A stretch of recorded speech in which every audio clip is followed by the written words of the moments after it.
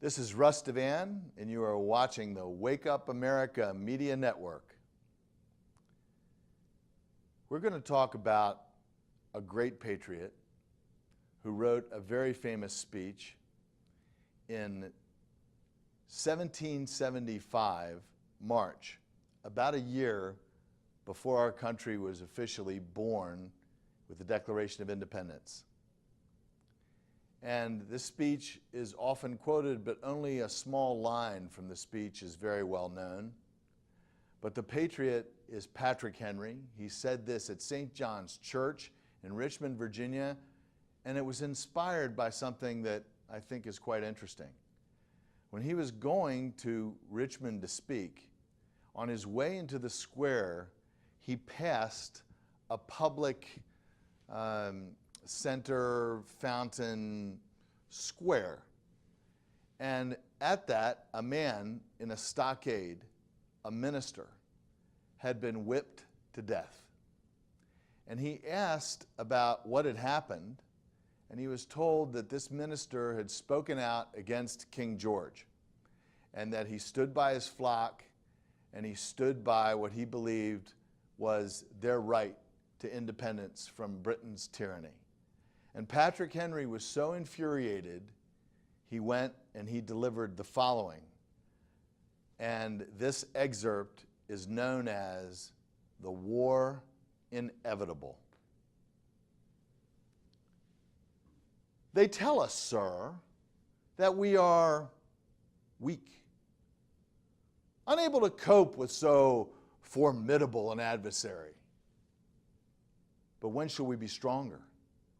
Will it be next week or next year? Will it be when we are totally disarmed and a British guard shall be stationed at every house?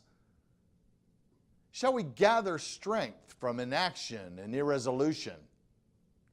Shall we gain the means of effectual resistance by lying supinely on our backs, hugging the delusive phantom of hope until our enemies shall have bound us hand and foot? Sir, we are not weak. If we make proper use of the means which the God of nature hath placed in our power,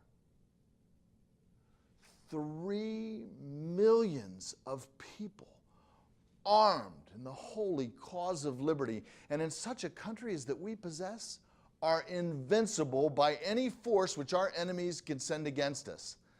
Besides, sir, we shall not fight our battles alone.